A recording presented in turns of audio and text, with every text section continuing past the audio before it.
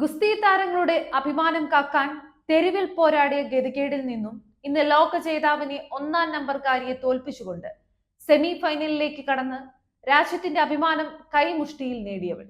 വിനീഷ് ഫോഗട്ട് തന്റെ ഫൈനലിലേക്കുള്ള വിജയം ഉറപ്പിക്കുമ്പോൾ അവർ മലർത്തിയടിക്കുന്ന ഓരോരുത്തരും അവളുടെ മനസ്സിൽ ബ്രിജ് ഭൂഷൺ സിംഗും അയാളെ താങ്ങി നിർത്തിയവരുമായിട്ടാവണം തോന്നിയത്.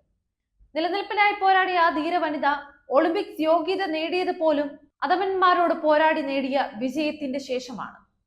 വിവിധ റെക്കോർഡുകൾ കൊണ്ട് ഒളിമ്പിക്സ് സമ്പുഷ്ടമായിരുന്നെങ്കിലും ഇന്ത്യക്കാരൻ എന്തുകൊണ്ടും അഭിമാനിക്കാവുന്ന 100 സുവർണ തിളക്കമുള്ള വിജയമാവേണ്ടതായിരുന്നു അത്. അയോഗ്യയാക്കിയതിനു ശേഷം വിനേഷ് ഫോഗട്ടിന്റെ ആരോഗ്യം വഷളായി. 140 കോടി ഭാരതീയർ സ്തംഭിച്ചിരിക്കുകയാണ്. ഇത് ഇന്ത്യയുടെ കായിക ചരിത്രത്തിലെ കറുത്ത ദിനമാണ്. ഇതൊരു വലിയ വിദ്വേഷ ഗൂഢാലോചനയാണ്. ആദ്യം റെസ്ലിംഗ് അസോസിയേഷൻ പ്രസിഡന്റും പിന്നീട് മോദിജിയുടെ പ്രിയപ്പെട്ട BJP എംപിയുമായ ബ്രിജ് ഭൂഷൺ ശരൺ സിംഗ് രാജ്യത്തിന്റെ ലോക ചാമ്പ്യനായ മകളെ ശാരീരികമായും മാനസികമായും പീഡിപ്പിച്ചു.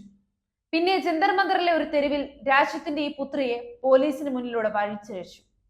ഈ മകൾക്കെതിരെ മോദി സർക്കാർ FIR ഫയൽ ചെയ്തു. വിനേഷ് ഫോഗട്ടിന് ഇപ്പോഴും ധൈര്യവും ക്ഷമയും നഷ്ടപ്പെട്ടിട്ടില്ല. പാരീസ് ഒളിമ്പിക്സിൽ ലോക അജയ ഗുസ്തി താരം യുയി സുസാക്കിയെയും മറ്റു 2 ചാമ്പ്യൻ ഗുസ്തിക്കാരെയും പരാജയപ്പെടുത്തി രാജ്യത്തിന്റെ ത്രിവർണ പതാക ഉയർത്തി. എന്നാൽ ഗൂഢാലോചനക്കാർക്ക് ഇത് ഇഷ്ടപ്പെട്ടില്ല. ഭാരതീയർ ചോദിക്കുകയാണ്, വിനീഷ് ഫോഗട്ടിന്റെ വിജയം ദഹിക്കാത്ത ആൾ ആരാണ്? ഹരിയാനയുടെയും രാജ്യത്തിന്റെയും മകളെ പിന്നിൽ നിന്ന് കുത്തിയതാരാണ്? ആരാണ് അധികാരം ദുരുപയോഗം ചെയ്തത്? ആരുടെ മുഖമാണ് നിങ്ങൾ രക്ഷിക്കാൻ ശ്രമിച്ചത്?